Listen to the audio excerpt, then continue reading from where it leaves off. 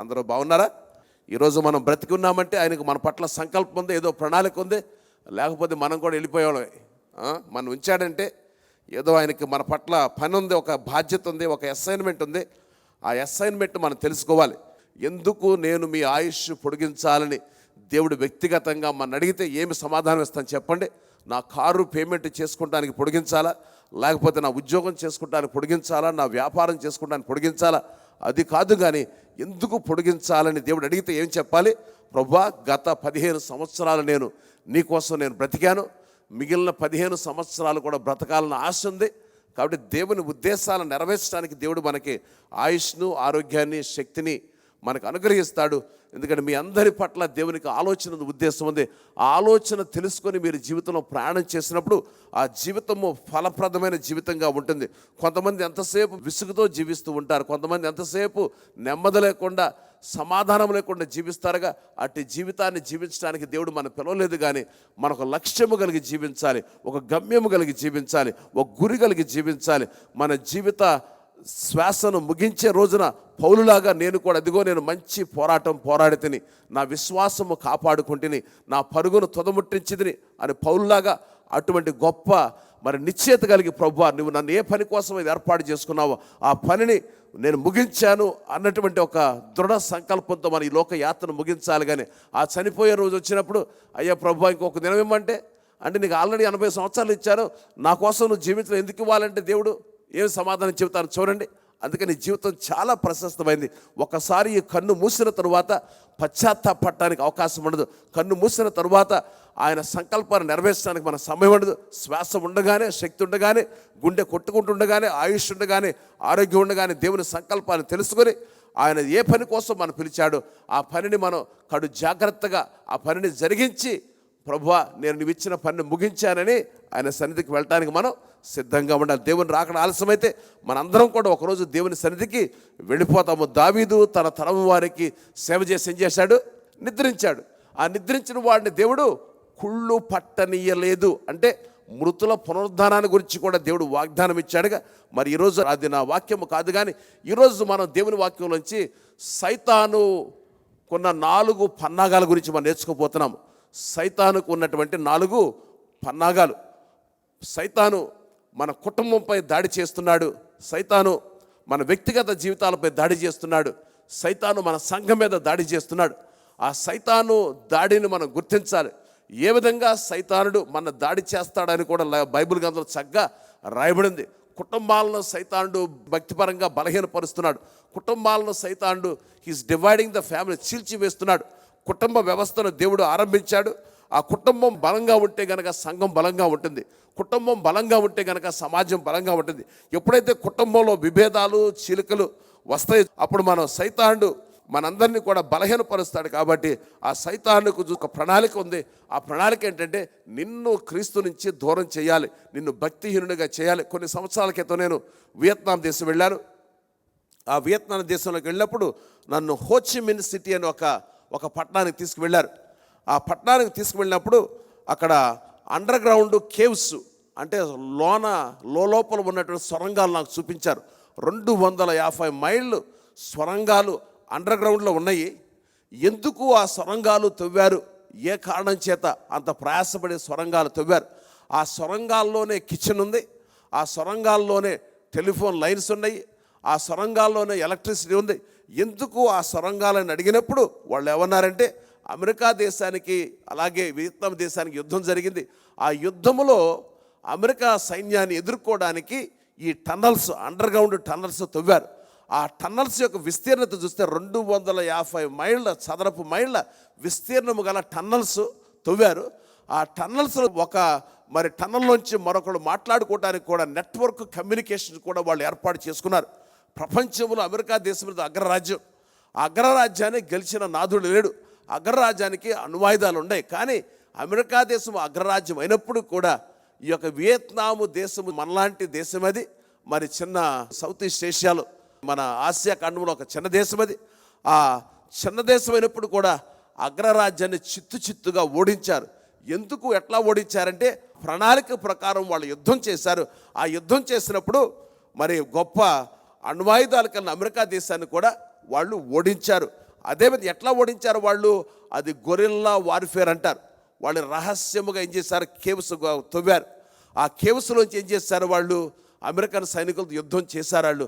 American సైనికులు చూసినట్లయితే ఆ కేవ్స్ గురించి, ఆ టన్నల్స్ గురించి వారికి తెలియదు కాబట్టి వాళ్ళని చిత్తుగా ఓడించారు. అదేవిధంగా సైతానుడు కూడా మన పట్ల ఒక కుట్ర కలిగి ఉన్నాడు, ఒక పన్నాగం కలిగి ఉన్నాడు, ఒక ప్రణాళిక వేసుకున్నాడు. ఆ సైతానిక ప్రణాళిక ఏంటంటే మనలను ఓడించడమే సైతానికి ఉన్నటువంటి ఆ ప్రణాళిక. మరి సైతాను గురించి మన బైబిల్లో చదివినట్లే కనుక సైతానికి అనేక పేర్లు ఉన్నాయి, మీకు తెలుసుగా. సైతానికి ఉన్న ఒక పేరు చెప్పండి. సైతాను చూస్తే కనుక ఒక లూసిఫర్ అంటారు. సైతాన్ అంటే ఒక వేకువ చుక్క, నక్షత్రము. అలాగే సైతాను ఉన్న రెండో పేరు డెవిల్. డెవిల్ అంటే మరి అడ్వర్సరీ, అంటే మన శత్రువు పేరు సైతాను. అలాగే మరి యూదులు చూసినట్లయితే సైతాను బయల్జెబూలు అనేవాళ్ళు. అలాగే ఇంకా బైబిల్లో అనేక రకాల టైటిల్స్ సైతాను గురించి వాడబడి ఉన్నవి. మరి ఈ సైతాను కుట్రలు మనం తెలుసుకోవాలి. సైతాను కుట్రలు మనం తెలుసుకున్నట్లయితే సైతాన్ను ఓడించగల మరి సామర్థ్యం మనకు. అందుకని అపోస్తలుడు పౌలు అంటాడు, మీరు పోరాడినది శరీరులతో కాదు, కానీ మీరు పోరాడేది ఆ వాయుమండలాధిపతితో పోరాడుతున్నారు, ఆకాశ మండలంతో దురాత్మ శక్తులతో పోరాడుతున్నారు. ఇది మనం రక్తమాంసం మధ్య జరిగే పోరాటం కాదు, కానీ ఈ పోరాటంలో మనం విజయ పదంలో జరగాలి. అందుకని అపోస్తలుడు పౌలు అంటాడు, మీరు తెప్పవసలేదు, 2 కొరింథీయులకు రాసిన పత్రిక, సర్పము కుయుక్తి చేత అవ్వను మోసపరిచినట్లు మీ మనస్సులను చెరపకుండా క్రీస్తు ఎడల ఉన్న సరళత నుండి, పవిత్రత నుండి తొలగిపోదురేమో అని నేను భయపడుచున్నాను. సైతాను వాడే ఒక ఆయుధం ఏంటంటే మోసం అనే ఆయుధాన్ని సైతాను వాడతాడు. మాయ చేస్తాడు, మోసం చేస్తాడు సైతాను. అంతమాత్రం సైతాను భయం అనే ఒక ఆయుధాన్ని వాడతాడు. సైతానుడు పగ అనే ఒక ఆయుధాన్ని వాడతాడు. సైతానుడు కోపం అనే ఆయుధాన్ని వాడతాడు. సైతానుడు అపరాధ భావం అనే ఒక ఆయుధాన్ని వాడతాడు. సైతానుడు నిరుత్సాహం అనే ఆయుధాన్ని వాడతాడు. అలాగే కాన్ఫ్లిక్ట్ అంటే సంఘర్షణ అనే ఆయుధాన్ని సైతానుడు వాడతాడు. సైతాన్ యొక్క లక్ష్యం ఏంటంటే మనం బలహీనపరచాలి. మనకున్న బలహీనత కొన్నిసార్లు మనం ఎరగంగా మనం చూసి మనం అనుకుంటాం, కానీ కొన్నిసార్లు మనం బలవంతులు అనుకుంటాం, కానీ కొన్నిసార్లు మన బలం మీదే సైతానుడు దాడి చేస్తాడు. మనం అనుకున్న బలహీనతల మీద ఆధారంగా దాడి చేసి సైతానుడు గెలుస్తాడు అనుకుంటాం, కానీ ప్రభువు యేసుక్రీస్తు 40 దినాలు ఉపవాస ప్రార్థన చేశాడు. ఆ ఉపవాస ప్రార్థన చేసిన తరువాత ఏమైంది చెప్పండి? ఏం చేశాడు ఆయన? సైతానుడు ఇచ్చాడు. ప్రభువు ఏం చేశాడు? అరణ్యములోకి నడిపింపబడి అపవాది చేత శోధించబడుచుండెను. ఆ దినములలో ఆయన ఏమీ కూడా తినలేదు. అవి తీరిన తరువాత ఆయన ఆకలి కొనగా, అపవాది నీవు దేవుని కుమారుడు అయితే ఏమన్నాడు? ఈ యొక్క రాతిని రొట్టిగా చేయమని చెప్పాడు. If you are the son of God, నీవు దేవుని కుమారుడు అయితే, అంటే దాని అర్థం ఏంటంటే 40 దినాల తర్వాత ప్రభుని యేసుక్రీస్తుకి ఏం కావాలి? హీ నీడ్స్ ఫుడ్, భోజనం కావాలిగా. అంటే మొట్టమొదటి సైతానుడు యేసుప్రభుని ఎట్లా శోధించాడు చెప్పండి? శరీరాశ. It's lust of the flesh. Lust of the flesh, ఆయనకి ఆహారం కావాలిగా. ఆయన అప్పుడు ఏమన్నా అందుకేసన్నాడు, మనుషుడు రొట్టె వల్ల మాత్రమే జీవించడు, కానీ దేవుని నోట నుండి వచ్చు ప్రతి మాట. అంటే మనకి ఏ విషయంలో మనకు ఆకలో దేవునికి తెలుసు. అంత మాత్రమే కాదు, కానీ సైతానుకు తెలుసు మన ఆకలి ఏంటో తెలుసు, మన శరీర కోరికలు ఏంటో తెలుసు, మన శరీర ఇచ్చలు ఏంటో తెలుసు. కొంతమంది సంవత్సరంలోగా మరి దెలీలా అంటే కొంతమంది పడిపోతారు. అట్లా పడిపోయేవారు ఏం చేస్తాడు? సైతాను దెలీలాని మీ దగ్గర పంపిస్తాడు, పరస్త్రీని పంపిస్తాడు. పరస్త్రీతో సహవాసం చేయడానికి సైతాను పంపిస్తాడు. సైతాను మీ అందరికి చెప్పాను, కొన్ని మాసాల కింద చెప్పినట్టు గుర్తు నాకు. అది సంగతి చరిత్ర. ఒక అగస్టిన్ అనే గొప్ప భక్తుడున్నాడు, బిషప్ ఆఫ్ నార్త్ ఆఫ్రికా. ఆయన నార్త్ ఆఫ్రికా ఖండంలో బిషప్గా పనిచేశాడు. ఆయన అగస్టిను రక్షణ పొందక మునుపు మరి పరస్త్రీలతో బాగా తిరిగేవాడు. వాళ్ళ అమ్మాయినటువంటి మోనికా అగస్టిన్ యొక్క రక్షణ కోసం ఎంతో ప్రార్థన చేసింది. అరే వీడు చూసినట్లయితే వీడి స్వభావం మారటం లేదని తల్లి ఎంతో బహు దుఃఖాక్రాంతురాలే కుమారుడు యొక్క రక్షణ కోసం ఎంతో ప్రార్థన చేసింది. ఆ చేసిన పిమ్మట మరి 10 సంవత్సరాల తరువాత ఆ తల్లి యొక్క కన్నీటి ప్రార్థనకు అనుగుణంగా దేవుడు మరి ఆమె కుమారుడైనటువంటి అగస్టిన్కి మారుమనసు ఇచ్చాడు. ఆ మారుమనసు పొందిన తరువాత ఒకరోజు తాను ఏ స్త్రీతో సహవాసం చేశాడో ఆ స్త్రీ వచ్చి, అగస్టిన్ నేనే. అగస్టిన్ ఏమంది? నేనే రా అంటుంది. ఇప్పుడు అగస్టిన్ ఏమంటున్నాడు? ఇప్పుడు నేను కాదు, ఇప్పుడు పో అంటున్నాడు. అది ఒకప్పుడు ఉన్న శోధనతో మరలా అపవాది శోధిస్తున్నాడుగా. మరి నెంబర్ 1 చూస్తే యేసు ప్రభు చూసినట్లయితే కనుక శరీరాశ. కాబట్టి మనకు ఏ బలహీనత ఉందో తెలుసు, కాబట్టి ఆ బలహీనతను ఆధారంగా చేస్తున్న సైతాను శోధిస్తాడు. రెండోది చూస్తే నేత్రాశ. ఇప్పుడు ప్రభుని యేసుక్రీస్తు ఒక శోధన చేయించాడు. ఆ తర్వాత సైతాన్ని ఆయన తీసుకుని పోయి భూలోకములోని రాజ్యములన్నింటినీ ఒక నిమిషంలో ఆయనకు చూపించి, ఈ అధికారమును ఈ రాజ్యముల మహిమను నీకు ఇత్తును, అది నాకు అప్పగించబడినది, అది ఎవరికి నేను ఎగోరదునో వానికి ఇత్తును, కాబట్టి నాకు మొక్కితే గనక ఇదంతా నీదే. అంటే నువ్వు ఇదంతా మొత్తం ఈ లోకం యొక్క వైభవం అంతా నీకే ఇస్తాను, లోకంలో అన్నీ నీకే ఇస్తాను. నాకు మొదటి చూస్తే లస్ట్ ఆఫ్ ది ఫ్లెష్, శరీరాశ. రెండో సెన్స్ చూపించాడు నేత్రాశ, అంటే కంటికి కనపడిందంతా నీకు ఇచ్చేస్తాను అన్నాడు. నీకు ఏది కావాలో అది కోరుకోవాలి, కానీ నువ్వేమి చేయాలి, ఏం చేయాలి, నాకు సాగిల పడాలి, నన్ను మొక్కుకోవాలి. నన్ను మొక్కితే గనక నువ్వేది కోరుకున్నావో, ఏది వాంఛించావో, ఏది అపేక్షిస్తున్నావో, దేనికోసం ఆశపడుతున్నావో నీకు అన్నీ ఇచ్చేస్తాను. ఏం చేస్తా చెప్పండి? డబ్బులు ఇస్తానని ఎంతమంది మొక్కుంటాను చెప్పండి? పడిపోదాం. డబ్బులు అంటే ప్రతాళ్ళు పడిపోతారండి, బ్రదాలు. కాబట్టి సైతానుడు కపటోపాయం చేత, మాయోపాయం చేత యేసయ్యను మోసం చేసిన సైతాను మిమ్మల్ని నన్ను కూడా సైతానుడు మోసం చేస్తాడుగా.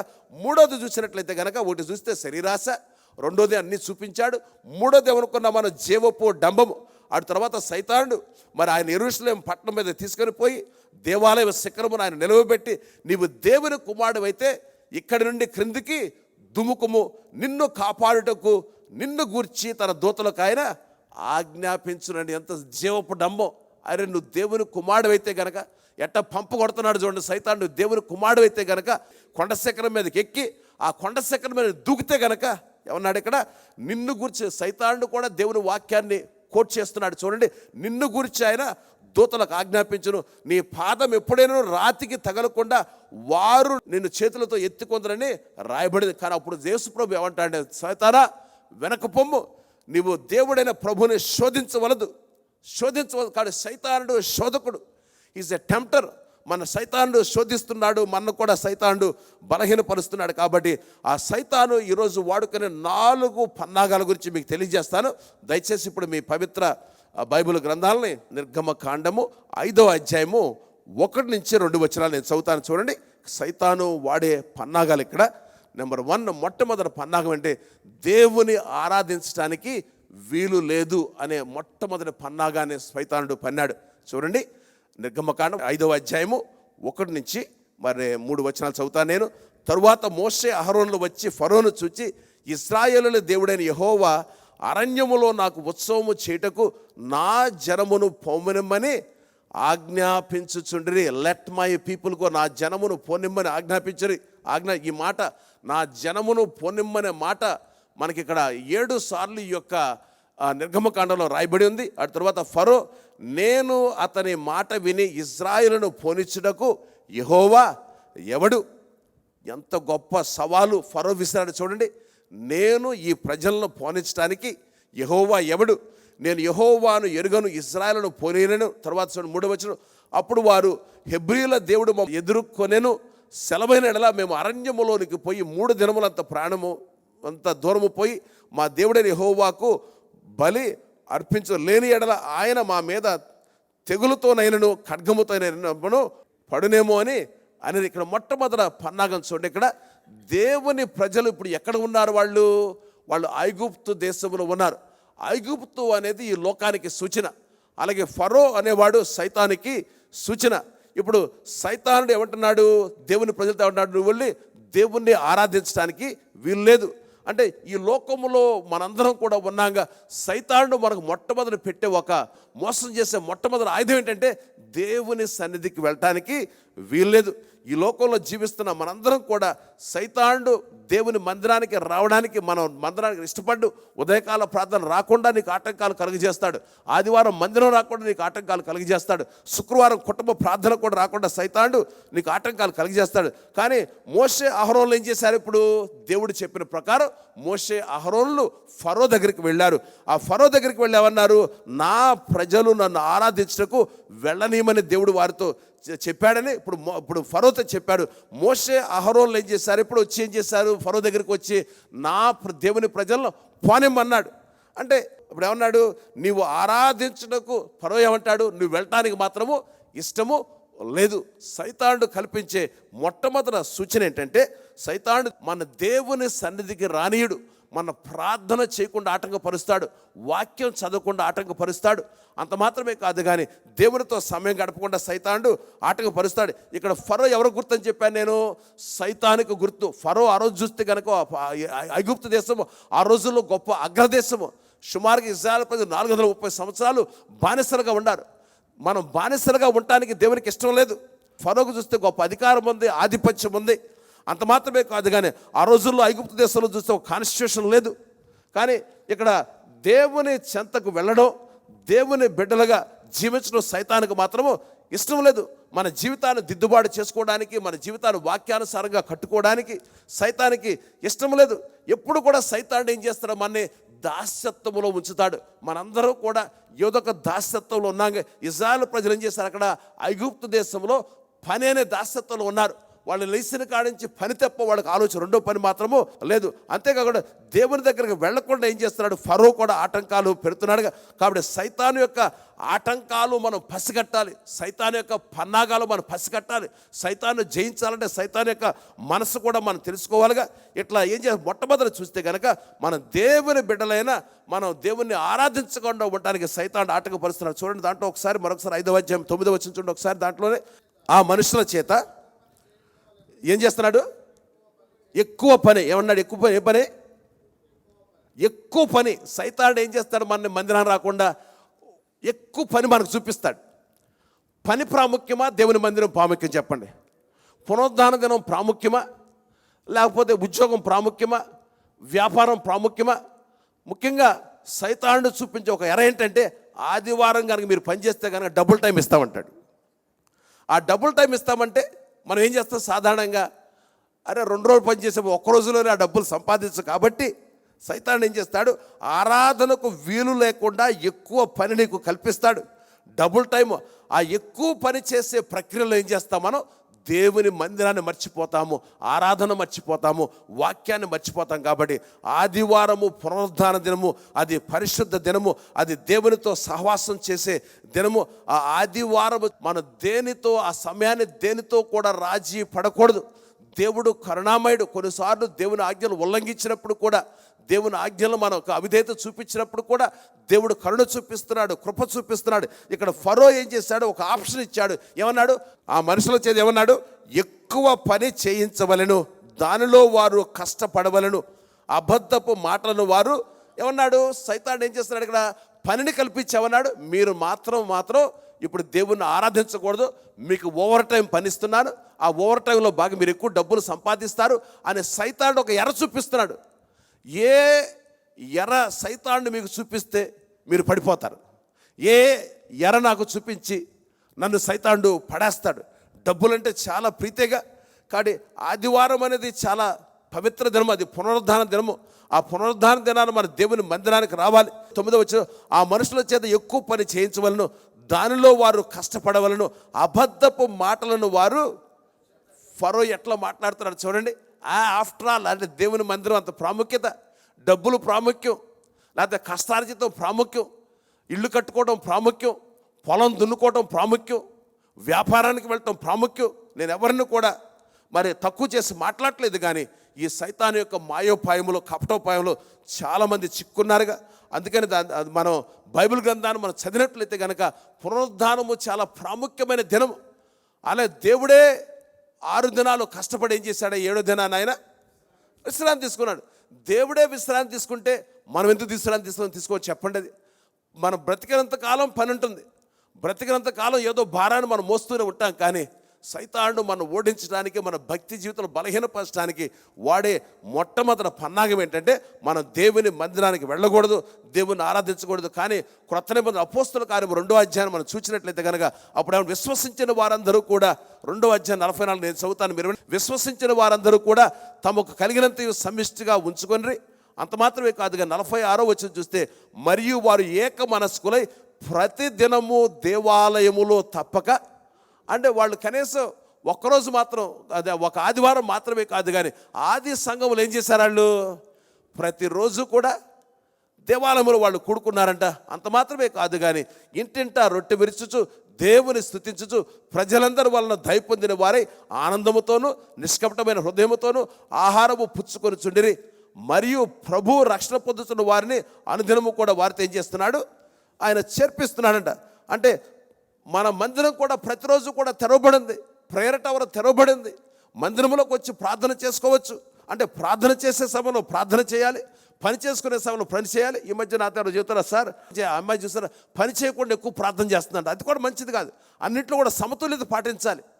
కాబట్టి సైతానుడు మీకు చూపించే ఒక ఎర ఏంటంటే, నీవు గనక ఆదివారం మందిరం మానేస్తే గనక నీకు డబుల్ టైం ఇస్తానంటాడు. కిరాయి ఎక్కువ ఇస్తాను. అప్పుడు ఏం చేస్తావు? కిరాయికి పడిపోతావా, మనం దేవునికి పడిపోతావా? వాస్తవం చెప్పండి, నిజం చెప్పాలి. కిరాయికి పడిపోతాంగా. అందుకంటే సైతానుడు ఏం చేస్తాడు? ఆ విధంగా మనల్ని పడేస్తాడు. కాబట్టి కనీసం వారంలో ఒక్క దినమైనా దేవుని సన్నిధికి వెళ్ళగలుగుతున్నామా? ప్రభు దినమున దేవుని సన్నిధికి వెళ్ళి ఆయన ఆరాధించగలుగుతున్నామా? అంటే ఈ మధ్య ఒక ఆయన నాతో, పాస్టర్ గారు అసలు ఈ మధ్య మందిరానికి రావడమే నాకు తీరికలేదు అన్నాడు. అంతకుముందే ప్రతిరోజు వచ్చి నాతో కలుస్తూ ఉండేవాడు ఆ వ్యక్తి.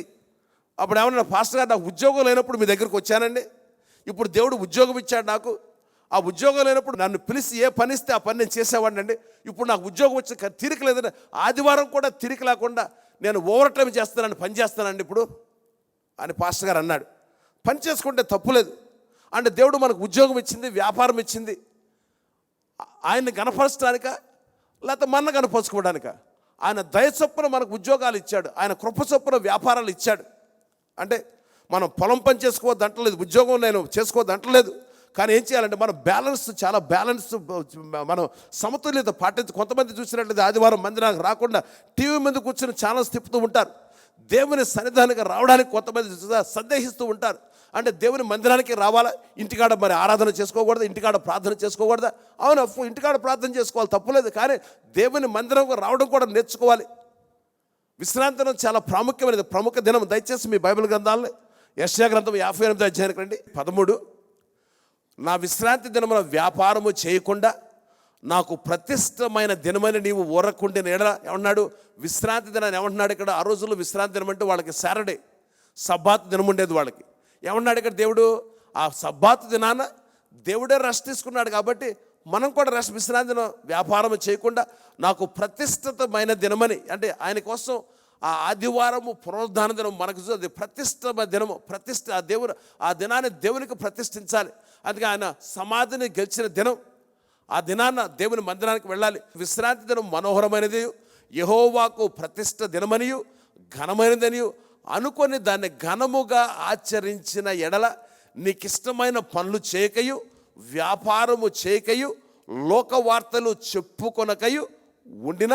సాధారణంగా ఆదివారం ఏం చేస్తాం మన సొంత పనులు చేసుకుంటారు. 6 రోజులు కష్టపడ్డాను నేను, 7వ రోజు ఏం చేస్తాను? నా సొంత పనులు చేసుకుంటాను, లేకపోతే పెళ్ళికి వెళ్తాను, లేకపోతే విహారయాత్రకు వెళ్తాను. కానీ ఇక్కడ అనే మాట ఏంటంటే, నీ ఇష్టమైన పనులు చేయకయు, వ్యాపారము చేయకయు, లోక వార్తలు చెప్పుకొనక ఉండిన నువ్వు యెహోవా యందు ఆనందించెదవు. తర్వాత దేశము యొక్క ఉన్నత స్థలముల మీద నిన్ను ఎక్కించెదను. ఎంత గొప్ప మాట చూడండి. దేశము యొక్క ఉన్నత స్థలముల మీద ఎక్కించెదను, నీ తండ్రి అయిన యాకోబు స్వాస్థ్యమును. ఎంత గొప్ప మాట దేవుడు వాగ్దానం చేస్తున్నాడు చూడండి. ఆయనకు ప్రతిష్ఠించవలసిన సమయాన్ని ఆయనకు ప్రతిష్ఠించండి. ఆయనతో గడిపే సమయాన్ని ఆయనతో గడపండి. అప్పుడు దేవుడు ఏమంటున్నాడు? అన్ని విషయాలు ఆశీర్వదిస్తాను అంటున్నాడు. ఎందుకు ఎందుకు మనం వర్ధిల్లట్లేదు, ఎందుకు ఆశీర్వదించబట్టలేదు? ఎందుకంటే దేవునికి ఇవ్వాల్సిన ప్రాధాన్యతను, ప్రథమ సమయాన్ని, ప్రథమ ఫలాన్ని దేవునికి ఇవ్వకుండా మన ఇష్టానుసారంగా మన సమయాన్ని, మన తలాంతులు మన కోసం మనం వాడుకుంటే దేవుడు మన ఎందుకు ఆశీర్వదిస్తాడు చెప్పండి? మన దేవుడు మన ఎందుకు ఆశీర్వదిస్తాడు, ఎందుకు దీవిస్తాడు? అంటే ఈ రోజుల్లో విశ్రాంతి దినమంటే చాలామంది చూస్తే ఇంట్లోకి వెళ్ళి చక్కగా వండుకుంటున్నారు, తింటున్నారు, సుఖంతో జీవిస్తున్నారుగా. అందుకని అపోస్తలుడైన పౌలు ఏమంటాడంటే, కొందరు మానుకొనుచున్నట్లుగా సమాజముగా కూడుకొనుట మీరు మానవద్దు. హెబ్రీ పత్రిక 10వ అధ్యాయము 24వ వచనం చూడండి. కొందరు మానుకొనుచున్నట్లుగా మీరు సమాజముగా కూడుకొనుట మానవద్దు. అంటే సమాజంలో బలం ఉంది. 2, 3 నా నామాన్ని ఎక్కడ కూడి ప్రార్థన చేస్తారన్న వారి మధ్యనే ఉంటా అని చెప్పాడు.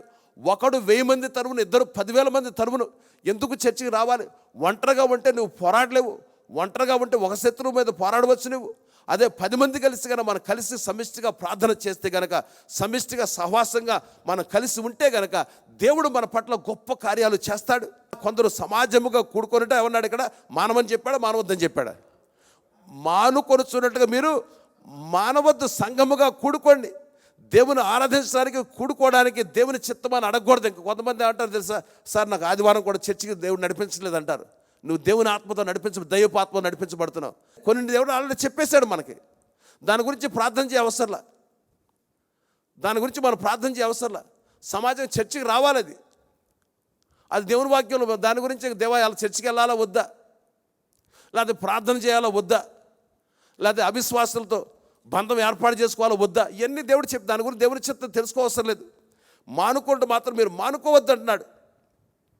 ఈ మధ్య ఒక ఆయన పాస్టర్ గారు, సార్ నేను ఎంతో ఆత్మీయుడు, నేను మంచిదే బాబు అన్న, ఏ చర్చికి వెళ్తున్నా అన్నాడు. అసలు చర్చికి వెళ్ళిన నేను ఇంటికాడ ఉండి ప్రార్థన చేసుకుంటాను, ఆదివారం నా కుటుంబంతో కలిసి ప్రార్థన చేసుకుంటాను అన్నాడు. అప్పుడు అన్నాడు, మరి అది మంచిది కాదు బాబు, నువ్వేదో సంఘానికి వెళ్ళాలని చెప్పాను.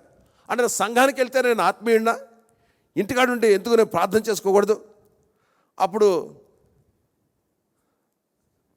ఏం చేస్తాండి, వాస్తవం జరిగిన సంగతి, ఒక అమెరికా దేశంలో జరిగిన సంగతి ఇది. ఆ పాస్టర్ గారికి విశ్వాసకి మధ్య సంఘర్షణ వచ్చింది. చర్చికి రమ్మంటే నేను చర్చికి రావాలా, మీ చర్చికే రావాలా, నేను ఇంటికాడ కూడా ప్రార్థన చేసి ఎక్కడ నా ఇంట్లో కూడా దేవుడు ఉన్నాడు అన్నాడు. అప్పుడు పాస్టర్ గారు ఒకరోజు ఏం చేసి ఇంటికి టీకి రమ్మని పిలిచాడండి. ఆ టీకి రమ్మని పిలిస్తే తప్పకుండా ఇంటికి వచ్చాడు. మందిరాకు రావు, తన మనసులో పాస్టర్ గారు ఎవరు, మందిరాకు రావు కానీ టీకి వస్తావు, కాఫీకి వస్తావు, భోజనానికి వస్తావు నువ్వు అని మనసులో పాస్టర్ గారు అనుకుంటున్నాడు. అనుకున్నప్పుడు అది శీతాకాలం కాబట్టి పాస్టర్ గారు ఏం చేశా అంటే, మా ఇంట్లోకి రాయి లోనకి తీసుకెళ్ళిన తర్వాత ఫైర్ ప్లేస్ ఉంటుంది, సెలమంటేస్తారు ఇంట్లో. ఆ రోజులు మరి అమెరికా దేశంలో చూసారా, ఇంట్లోనే ఫైర్ లాగ్స్ ఉంటాయి, అంటే ఫైర్ ఏమంటుంది, సెలమంట వేసుకుంటారు. పాస్టర్ గారు ఇద్దరు కలిసి టీ తాగుతున్నారు. ఆ టీ తాగుతున్నప్పుడు ఆ చలిమంట వేసుకున్న సమయంలో పాస్టర్ గారు ఏం చేశాడంటే, ఆ మండే కాలుతున్న ఒక కట్టెను ఏం చేశాడు, అనేక కట్టెల నుంచి ఒక కట్టెను తీసుకుని పక్కన పెట్టాడు. ఆ పక్కన పెట్టిన తరువాత ఆ మండే కట్టెమైంది, ఆరిపోయింది. ఏమన్నాడు, అన్ని కట్టెలు మండుతున్నాయి కానీ ఎప్పుడైతే మిగిలిన కట్టెలోంచి ఒక కట్టెను తీసివేశాడు, ఆ కట్టె ఆరిపోయింది. అప్పుడు పాస్టర్ గారు అన్నాడు, ఇప్పుడు అన్ని కట్టెలు మండుతున్నాయి కానీ ఒక కట్టు ఆరిపోయింది. ఒక కట్టె ఆరిపోతానికి కారణం ఏంటంటే, ఆ అబ్బాయి అన్నాడు, ఆ మందలో నుంచి లేకపోతే అనేక కట్టెలోంచి ఆ కట్టె వేరు చేయబడింది. అలాగే మందిరంలో ఉంటే మనకు బలం, కలిసి ఆరాధిస్తే బలం. వ్యర్థంగా ఆదివారాన్ని వ్యర్థమైన దినంగా మనం చేయకూడదు. ఆదివారం పవిత్ర దినం. ఆదివారం మనందరం విధంగా సమాజంగా కూడుకోవటం, ప్రార్థన చేస్తే దేవుని శక్తి, దేవుని బలము మన జీవితాలు దిగి వస్తుంది. ఇంకో మాట కూడా చూద్దామా దీంట్లోనే. నిర్గమకాండము 8వ అధ్యాయం 2వ పన్నాగం చదువుకుందామా. అప్పుడు ఫరో మోషే అహరోనులను పిలిచి, మీరు వెళ్ళి ఈ దేశంలో, ఆ మాట అంటున్నాను, ఈ దేశంలో దేవునికి బలి అర్పించునని వారితో చెప్పగా, ఏమన్నాడు ఇక్కడ ఫరో, వాళ్ళు బలవంతం చేశారు, తెగుళ్ళు దేవుడు పంపించాడు. ఆ తెగుళ్ళు పంచేప్పుడు ఏమన్నాడు ఫరో, ఏమన్నాడు, ఇప్పుడు ఏమన్నా మీరు వెళ్ళండి, ఎక్కడికి వెళ్ళమన్నాడు, ఈ దేశములోకే మీరు వెళ్ళి బలి అర్పించిన వారితో చెప్పగా, మోషే అట్లా చేయతగదు, మా దేవుడైన యెహోవాకు మేము అర్పించవలసిన బలి ఐగుప్తీయులకు హేయము, ఇదిగో మేము ఐగుప్తులకు హేయమైన బలిని వారి కన్నులెదురు అర్పించిన వారు మమ్మ రాళ్లతో కొట్టి చంపుదనను, మేము అరణ్యములోనికి 3 దినములంత ప్రయాణమంత దూరము పోయి, ఏమన్నాడు, మేము అరణ్యములోనికి 3 దినములంత ప్రయాణమంతా దూరము పోయిన మాట అండర్లైన్ చేసుకోండి. మొట్టమొదటి పైన చెప్పాను ఈ దేశంలో అన్న మాట అండర్లైన్ చేసుకోండి. రెండోది చూస్తే కనుక దూరము పోయి అన్నాడు ఇక్కడ. తర్వాత 28 వచ్చి చూడండి, అందుకు ఫరో, మీరు అరణ్యములో మీ దేవుడైన యెహోవాకు బలి అర్పించుటకు మిమ్మల్ని పోనిచ్చేదను కానీ దూరము పోవద్దు. ఈ మాటకు అండర్లైన్ చేసి, దూరము పోవద్దు, మరియు నా కొరకు వేడుకొని. నేను 3 మాటలు ఇక్కడ చూడండి. మొత్తం ఏమన్నాడు, మీరు వెళ్ళొచ్చు కానీ, మీరు ఏమన్నాడు ఇక్కడ, మీరు ఆరాధించవచ్చు కానీ ఎక్కడ ఆరాధించవచ్చు అన్నాడు, ఐగుప్తులో అక్కడే ఆరాధించవచ్చు. అవి let's go but not very far, మిమ్మల్ని వెళ్ళనిస్తాను కానీ ఎక్కువ దూరం మిమ్మల్ని వెళ్ళలేనని చెప్పాడు. అంటే ఈ ఫరో ఎవరు చెప్పండి, ఈ ఫరో ఎవరు, ఫరో సైతానికి గుర్తు. అంటే ఏమన్నాడు, మీరు ఎక్కడ ఉండి ఆరాధించండి, ఐగుప్తు దేశంలో ఉండండి కానీ. ఐగుప్తు అంటే దాసత్వానికి సూచన, ఐగుప్తు అంటే పాపానికి సూచన, ఐగుప్తు అంటే లోకానికి సూచన. అంటే ఫరో ఏమన్నాడు, మీరు ఐగుప్తులోనే ఉండండి, మీరు మాత్రం వేరు కాకండి. అంటే ఐగుప్తులోనే ఉండి మీరు ఆరాధించండి, అంటే పాపములోనే ఉండి దాసత్వంలోనే ఉండి ఆరాధించండి అంటే. కానీ ఇక్కడ మోషే ఏమంటాడు, మా దేవుడు ప్రత్యేకించాడు దేవుడు కాబట్టి మేము ఐగుప్తులో ఉండి ఆరాధించలేం కానీ 3 దినాలు ప్రయాణం చేశాడు. 3 దినాలంటే సుమారుగా 60 కిలోమీటర్ల దూరం ప్రయాణం చేసి ఈ ప్రదేశం నుంచి మేము దూరం ఏం చేస్తాము, ప్రత్యేకంగా మేము అరణ్యములోకి 3 దినాలు ప్రయాణం చేసి అక్కడ అరణ్యములో దేవుని ఆరాధిస్తాం అంటాడుగా. సైతాన్ని ఎక్కువ దూరం వెళ్ళలేడు. కొంతమంది అతకనట్టుంటారు, కొంతమంది ఆరాధనకు వస్తారు, క్రమంగా వస్తారు, కొంతమంది బాప్తిసం తీసుకోరు, కొంతమంది వారి జీవితాన్ని దేవునికి సమర్పించుకు ఏదో ఇంకా బలహీనత చేత, ఏదో బంధకం చేత, ఏదో కట్టు చేత కొంతమంది బంధించబడతారు. పూర్తిగా దేవునిలోనికి రారుగా, పూర్తిగా కొంతమంది దేవునికి రారు. కానీ దేవుడు మన నుంచి కోరుకున్నది ఏంటంటే ఈ పాపము నుండి, పాపిష్టి లోకా నుండి వేరే దేవుని మనం ఆరాధించాలి. సంఘం అంటే ఏంటి? సంఘం అంటే ఎక్లీసియా. ఎక్లీసియా అంటే ఎక్కంటే out, called out of this world. ఈ లోకంలో దేవుడు మనం ప్రత్యేకించాడు. చీకటి నుంచి ఆశ్చర్యకరమైన వెలుగులోనికి మన్నే పిలిచిన గుణాతిశయములు ప్రచురణ చేయని నిమిత్తము రాజులైన యాజక సముఖంగా దేవుడు ఏమన్నా మన్నే ఏర్పాటు చేసుకున్నాడుగా. కాబట్టి ఈ లోకంలో లోకానుసారంగా మనం జీవించకూడదు. ఈ లోకంలో ఉందంత ఏం చెప్పండి? శరీరాశ, నేత్రాశ, జీవబ్రహ్మం అవన్నీ కూడా సైతాను వల్లనే కలిగిందిగా. పాపిష్టి పనులు చేస్తూ మన దేవుని ఆరాధించలేంగా. ఏ మనిషి కూడా ఇద్దరు మనుషులకు దాసులుగా ఉండనేడు. ఒకరిని ద్వేషించి ఏం చేస్తారు చెప్పండి? మరొకరిని ప్రేమిస్తాడుగా. ఆ సంఘం అంటే ఏంటి? సంఘం అంటే ఏంటి? విమోచించబడ్డ ప్రజలము, ప్రత్యేకించబడ్డ ప్రజలు. అందుకని ఇక్కడ ఏమంటున్నారు చెప్పండి? వాళ్ళు మేము అరణ్యములోకి వెళ్తాం, కానీ మేము మాత్రం ఐగుప్తు దేశంలో ఉండి మాత్రం మేము ఆరాధించడానికి వీలు లేదంటున్నారు. అలాగే మనం కూడా ఏం చేయాలి చెప్పండి? మనం విమోచించబడ్డ ప్రజలు కాబట్టి మనం కూడా ఏం చేయాలి చెప్పండి? దేవుణ్ణి ఆరాధించడానికి చెప్పాలి. మనం ప్రత్యేకించబడ్డ ప్రజలు. మనము చీకటి సంబంధం కాదు, వెలుగు సంబంధం. ఆది అంతా దేవుడు భూమి ఆకాశం సృజించాను, భూమి నిరాకారముగాను శూన్యముగా ఉండేను. అప్పుడు ఏం చేస్తాడు దేవుడు? వెలుగు కలుగుగాక. చీకటిని దేవుడు ప్రేమించడు. చీకటి సంబంధాలు అంటే వాళ్ళు సాతాను సంబంధులు. చీకటి జీవితాన్ని, చీకటి బ్రతుకులు మన జీవితాలు మనం మాత్రము జీవించకూడదు. కొంతమంది దేవుని ఆరాధిస్తున్నా అని చెబుతూ ఉంటారు, ఇంకా అన్యాయంతో అక్రమంతో జీవిస్తూ ఉంటారుగా. అందుకని అపోస్తలుడు పౌలు అంటాడు, మీరు అన్యాయస్తులు దేవుని రాజ్యంలో వారసులు కానేరరు, మోసపోకుడి, జారులైనను, విగ్రహారాధికులైనను, వ్యభిచారులైనను, ఆడంగితలు గలవారిను, పురుష సంభోగులైనను, దొంగలైనను, లోబులైనను, త్రాగుబోతులైనను, దోషకులైనను, దోచుకుని వారైనను దేవుని రాజ్యానికి మాత్రం వారసులు.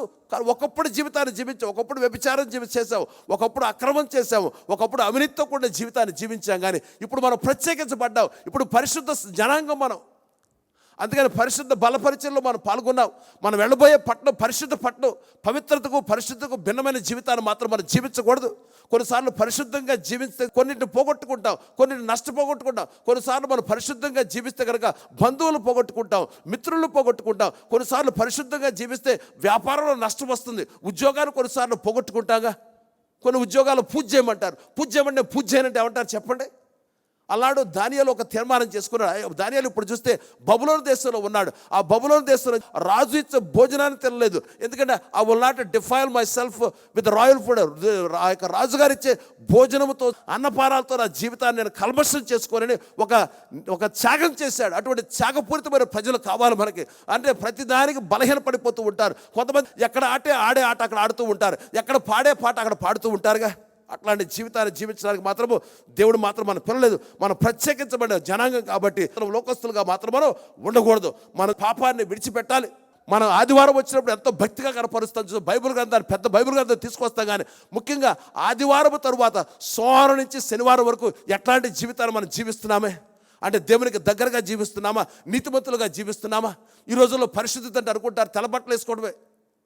అంటే బయట ఎంత తెల్లదున్నప్పుడు కూడా లోపల తెల్లదనం లేకపోతే ఉపయోగం చెప్పండి? తెల్ల బట్టలు ఆక్షేపించట్లేదు.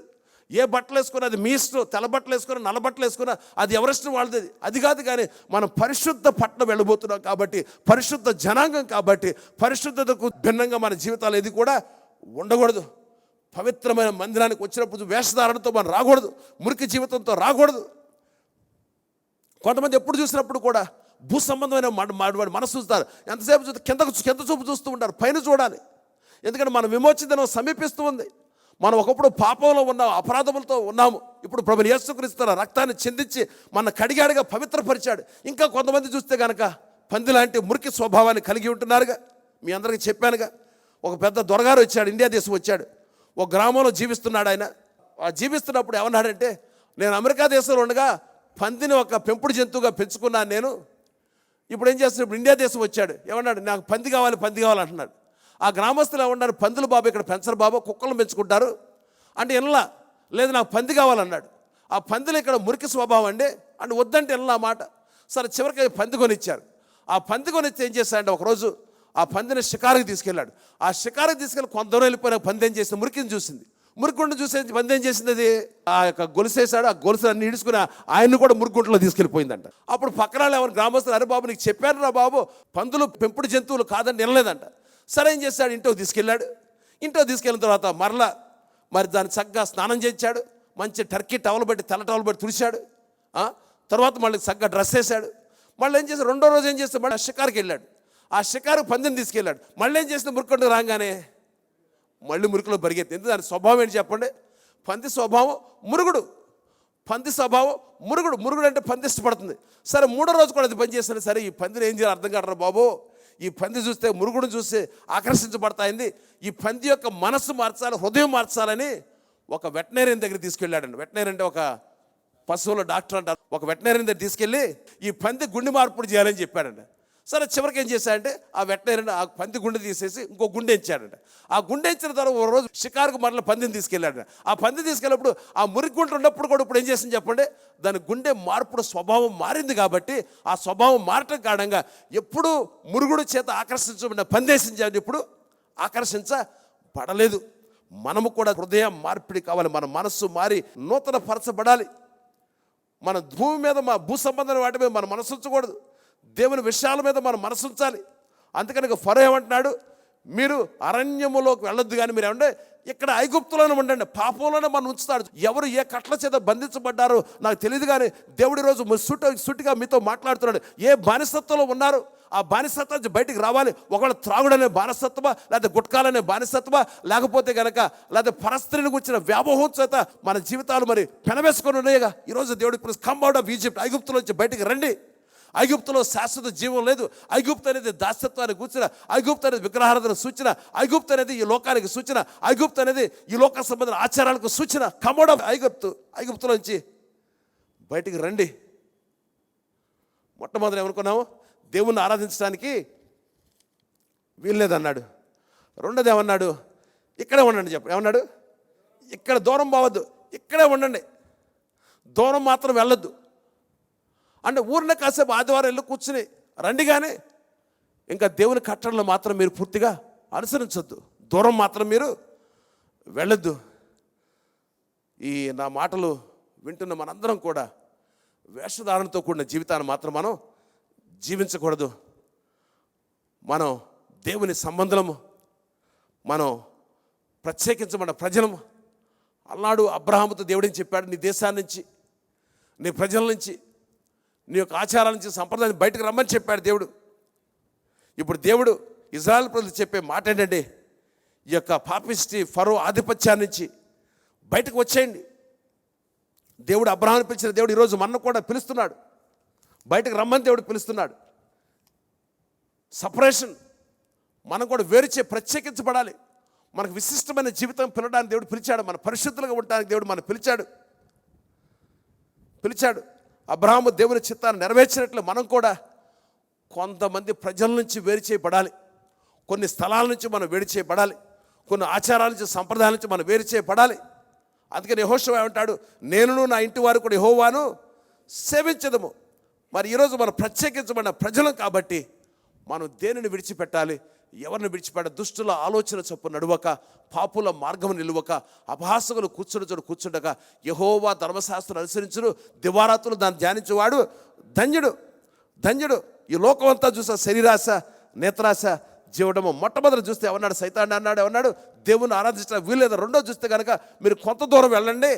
చెప్పండి, మరి 3 దినాలు మోసే, 3 దినాలు అంటే సుమారుగా మేము 60 కిలోమీటర్లు వెళ్తామండి. ఫరో ఏమన్నాడు, ఎక్కువ దూరం వెళ్ళొద్దు అంటే ఎక్కువ దేవుళ్ళు పెరిగితే కనుక సైతాన్ని ఇష్టపడ్డు.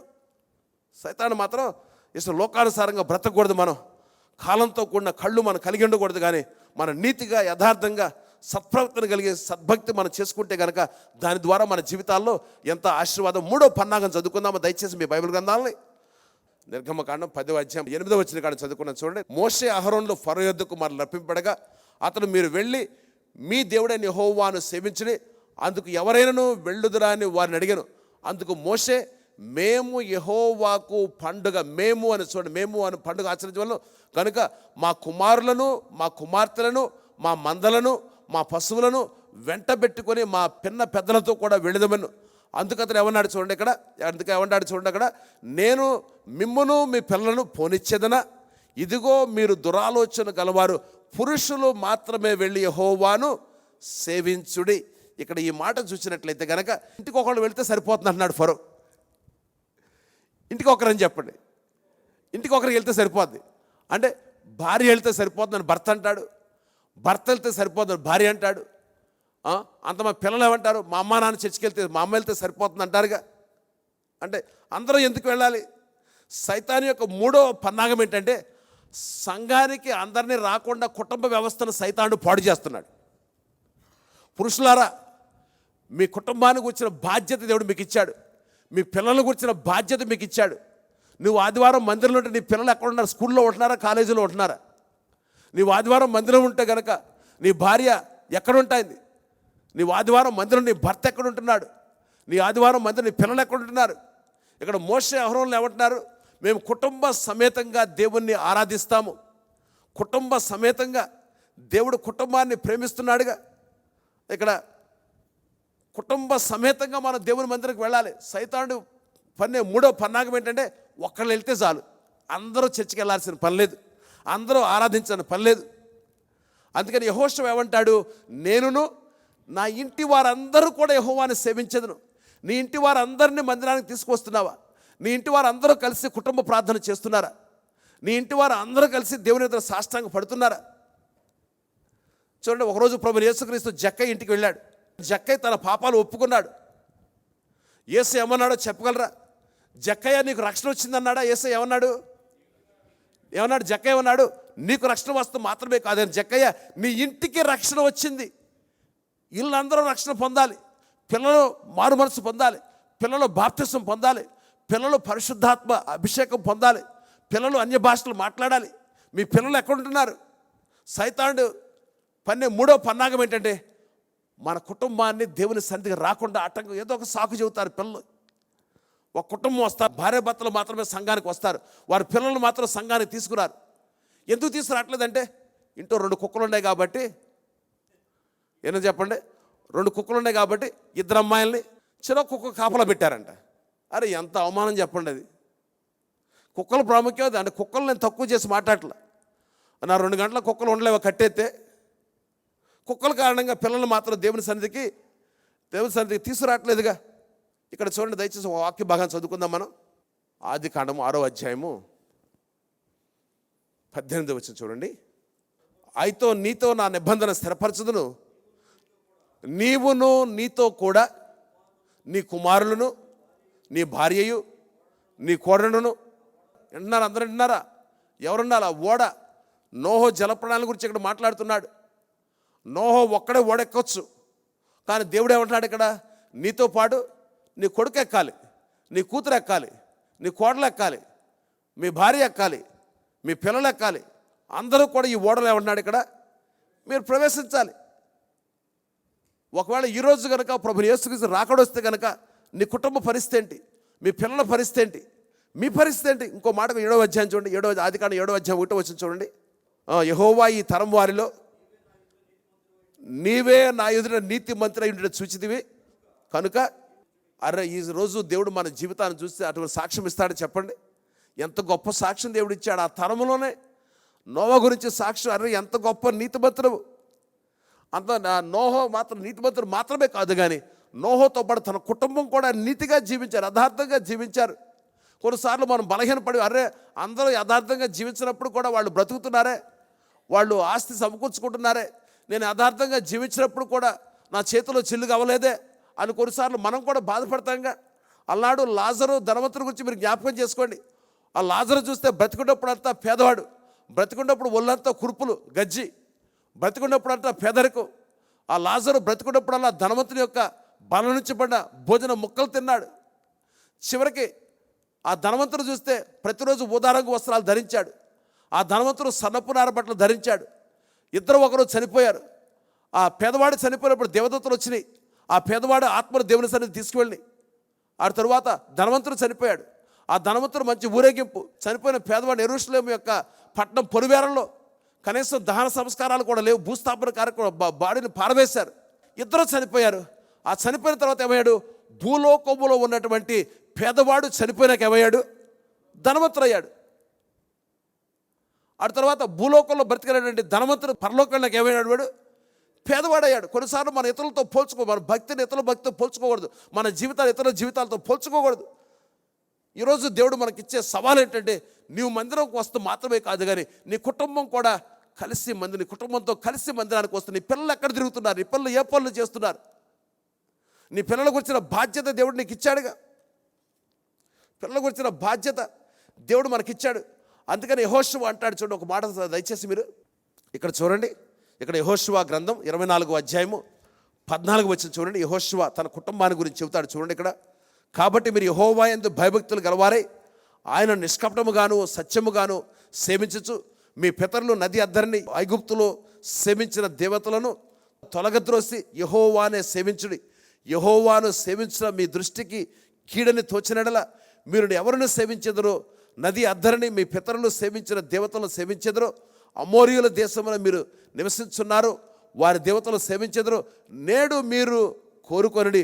మీరెవరిని సేవింపు కోరినను చెప్పండి, నాతో చెప్పండి, నేనును, చెప్పండి గట్టి చెప్పండి, నేనును నా ఇంటి వారును యెహోవాను సేవించెదము. చెప్పండి, నేనును నా ఇంటి వారును యెహోవాను సేవించెదను. తర్వాత 16 వచనం, అందుకు ప్రజలు యెహోవాను విసర్జించి ఇతర దేవతలను సేవించినట్ల మేము శాపగ్రస్తులము అగుదుము అంటున్నాడు ఇక్కడ. కాబట్టి మీ పిల్లలు మీతో కలిసి దేవుని ఆరాధిస్తున్నారా? పిల్లలకు దేవుని మందిరానికి మీ పిల్లల్ని మీరు తీసుకొస్తున్నారా? అది చాలా ప్రాముఖ్యం.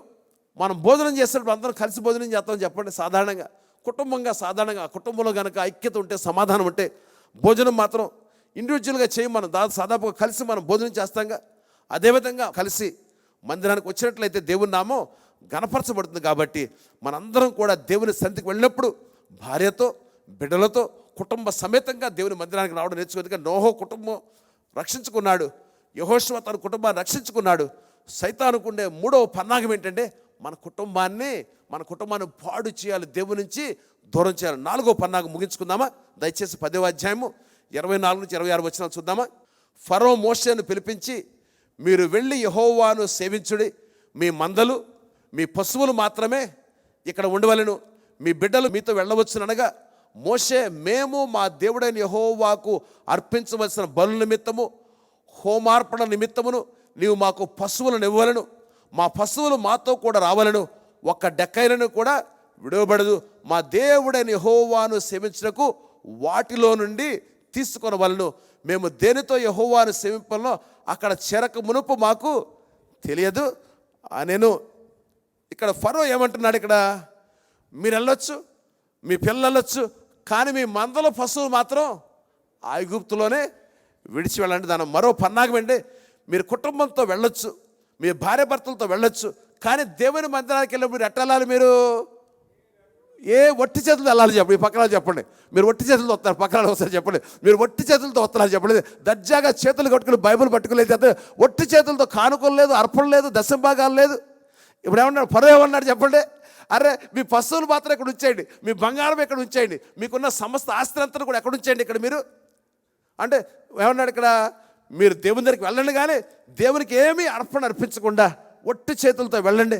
4వ పన్నాగం సైతాను పన్నాగం అండి, మందిరానికి వెళ్ళండి, కానీ మీరు దేవుని ఆరాధించండి, కానీ మీరు దశంభాగం ఇవ్వద్దు, మీరు కానుకలు ఇవ్వద్దు, మీ సమయాన్ని ఇవ్వద్దు, మీ తలాంతులు ఇవ్వద్దు.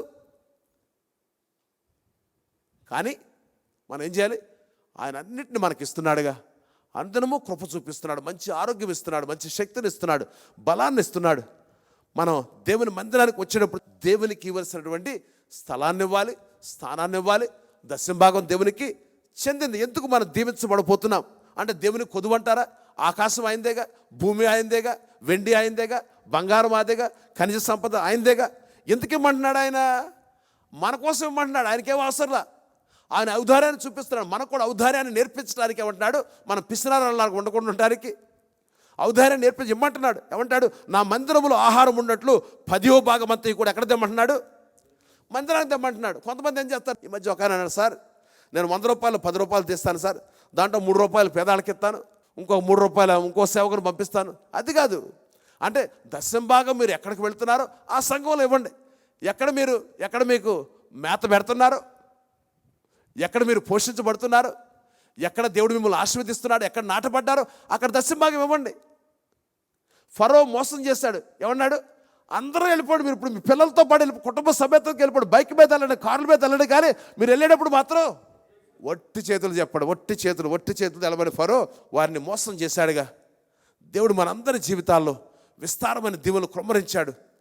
మనం దేవుని గణపరచాలి, దేవుని మహింపరచాలి, దేవునికి ఇవ్వాల్సిన దాన్ని దేవునికి మనం ఇవ్వాలి.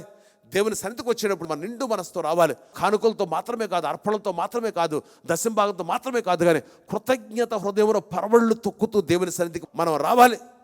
అంటే యేసుప్రభు అన్నాడుగా, మీరు మొదట ఆయన నీతిని, ఆయన రాజ్యాన్ని మీరు వెతకండి, ఆయనకి ఇవ్వాల్సిన ప్రథమ స్థానం ఇవ్వండి, ప్రాముఖ్యమైన స్థానాన్ని ఇవ్వండి, అప్పుడు ఏది కావాలో దేవుడు ఇస్తాడు. దశమ భాగం దేవుని సొమ్ము. ఆ సొమ్ము మనంటూ ఉంటే కనుక ఎప్పుడు బతికినంత కాలం జేబులో చిల్లులు ఉంటాయి. కొంతమంది జేబులో చిల్లులు. ఈ మధ్య నా జేబులో చిల్లు నేను చూసుకోలేదు. ఓ చొక్కా ఇక్కడ ఏమైపోయింది, ఇక్కడ చిల్లు పడింది, చూసుకోవాలి. అరే ఏది పెట్టలేదు దాంట్లో కనపడలే. గ్లాసులు పడిపోయిన ఒకరోజు కనపడలే. 500 రూపాయలు 2 బిల్లు పెట్టి 500 కనపడలే. తర్వాత నేను గుర్తించింది ఏంటి? చిల్లు ఉందని. కొంతమంది చిల్లు ఉందని కూడా గుర్తించకుండా అట్టగా జీవిస్తున్నారు. ఫరో ప్రజలను ఏం చేశాడు? మోసం చేశాడుగా. మనం చేసే పనులు ఆశీర్వదించబడాలంటే దేవునికి ఇవ్వాల్సిన దశమ భాగాన్ని దేవుని మందిరంలో వేయండి. సంపాదిస్తున్న శ్రేష్టమైన దాన్ని దేవుని మందిరంలో అర్పించండి. మొట్టమొదటి సైతాను పన్నాగం దేవుని ఆరాధించడానికి వీలు లేదు. రెండవ పన్నాగం దేవుని ఆరాధించాలని దేవుడు కోరుతున్నాడు, కానీ దూరం వెళ్ళొద్దు. సాధారణంగా మనందరం మేధావులు, మనందరం మ్యాథ్ బాగవచ్చుగా. మీకు ఒక స్లైడ్ పంపించాను, గుర్తుందా మీకు? దేవుని వాక్యానికి దగ్గరగా ఉన్న సంఘానికి వెళ్ళండి, కానీ ఇంటి పక్కన ఉన్న సంఘం మరి దూరంగా వెళ్ళాలని చెప్పండి. ఇప్పుడు మోషే ఏమన్నాడు? అరణ్యంలోకి వెళ్ళాలన్నాడు. 3 రోజులు ప్రయాణం, సుమారుగా 360 కిలోమీటర్లు అండి. 60 కిలోమీటర్లు మనం డ్రైవ్ చేస్తామని చెప్పండి. మనందరం చిన్న కుటుంబాలు, సందేహం లేదు, దాని గురించి నేనేమి త్రోసిపుచ్చలేదు. కానీ కొన్నిసార్లు పెట్రోల్ కోసం, డీజిల్ కోసం కొన్నిసార్లు అనుకుంటాం, కానీ ఆ పెట్రోల్ దేవుని నామం పేరు మీరు పోయించండి, ఆ పెట్రోల్ కూడా దేవుడు దీవిస్తాడు. మరి మూడోది చూస్తే వెళ్ళి ఆరాధించండి, కానీ ఇంట్లో ఒక్కళ్ళు వెళితే సరిపోతుంది, కుటుంబంగా వెళ్ళొద్దు, ఒట్టి చేతులతో వెళ్ళండి అని సైతాను అంటాడు. కానీ అట్లా వెళ్ళకూడదు. ఎట్లా రావాలి చెప్పండి? మనం గట్టి చేతులతో రావాలి. కానీ సైతాను యొక్క మాయోపాయాల్లో చాలామంది పడిపోయారు, అందుకని పేదరికాన్ని అనుభవిస్తున్నారుగా. ఈరోజు దేవుడు మనకిచ్చే సవాల్ ఏంటంటే, నేనును నా ఇంటి వారిని యెహోవాను సేవించేది. లోకస్తులుగా మనం ఉండకూడదు, లోకానుసారంగా జీవించకూడదు. మనం విమోచించబడిన ప్రజలు, విడుదల పొందిన ప్రజలం కాబట్టి ఆ సైతాను యొక్క మాయోపాలను జయించగలిగినటువంటి విశ్వాసం, భక్తి జీవితం మనం అందరం లేచినప్పుడు ప్రార్థన చేసుకుందామా? మా అందరితో నీ వాక్యము ద్వారా ముచ్చరించినందుకు, సంభాషించిన నీకు వందనాలు. నీ వాక్యము గొప్ప నిధి ప్రభువా. ఆ నిధిలో నుంచి మమ్మల్ని సంతృప్తిపరిచావు, సంతుష్టిపరిచావు ప్రభువా. నీ వాక్యములో సెలవిచ్చావు. యుగ సంబంధమైన దేవత ప్రభువా. అవిశ్వాసులైన వారి మనోన్నతల గుడితనం ప్రభువా. అవిశ్వాసులు మాత్రమే కాదు ప్రభువా, కొన్నిసార్లు నీ వాక్యం మేము కూడా ప్రభువా గుడ్డితనంతో జీవిస్తున్నావు కనుక ప్రభువా, మా ఆధ్యాత్మిక నేత్రాలు తెరవండి ప్రభువా. విన్న వర్తమానం మా హృదయాల్లో ఫలించడానికి సహాయం చేయండి. సైతానును ప్రభు ఎదిరించండి, వాడు మీ ఎదిరించి పారిపోడిన వాక్య ప్రకారం ప్రభువా ఆ గర్జించు సింహాన్ని ఎదిరించగల విశ్వాసాన్ని కూడా మాకు ఇచ్చావు ప్రభువా. దాన్ని బట్టి వందనాలు ప్రభువా.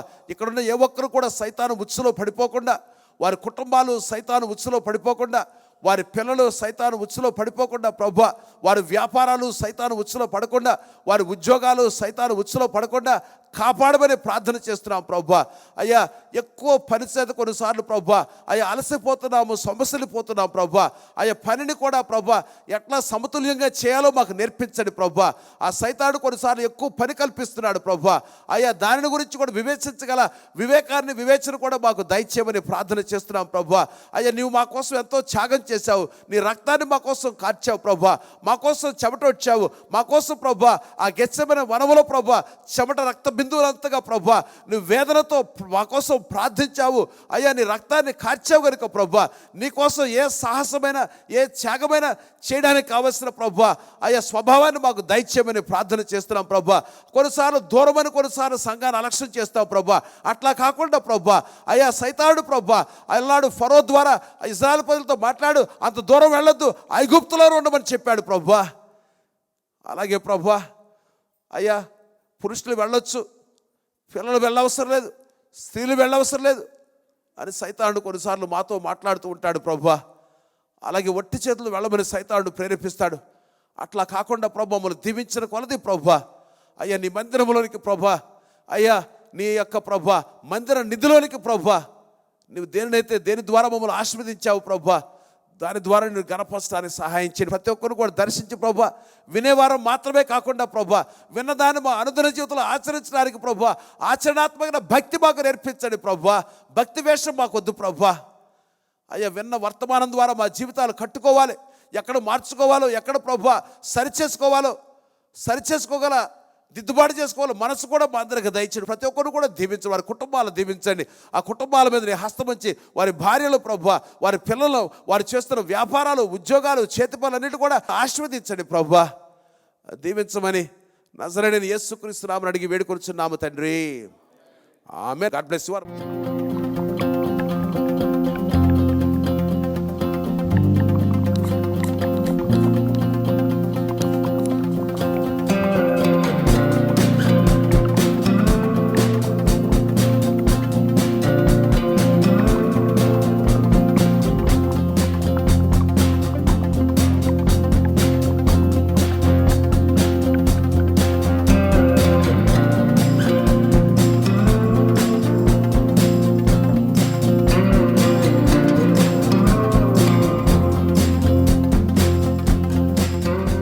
Messiah Fellowship Church Vijayawada YouTube channel వీక్షిస్తున్న మీ అందరికీ ధన్యవాదాలండి. మీరు వినిస్తున్న పాటలు, సాక్ష్యములు మరియు వర్తమానములు ఆశీర్వాదకరముగా ఉన్నట్లయితే మా Messiah Fellowship Church Vijayawada YouTube ఛానల్కి సబ్స్క్రైబ్ చేయండి. మీరు దీవించబడుతున్న ఈ యొక్క ప్రోగ్రామ్స్ను మీ స్నేహితులతోనూ, మీ కుటుంబీకులతోనూ సోషల్ మీడియా ఛానల్స్ ద్వారా షేర్ చేసి ఈ యొక్క సువార్త ఉద్యమంలో మీరు కూడా పాలిభాగస్తులు కావాలని మనవి చేస్తున్నాము.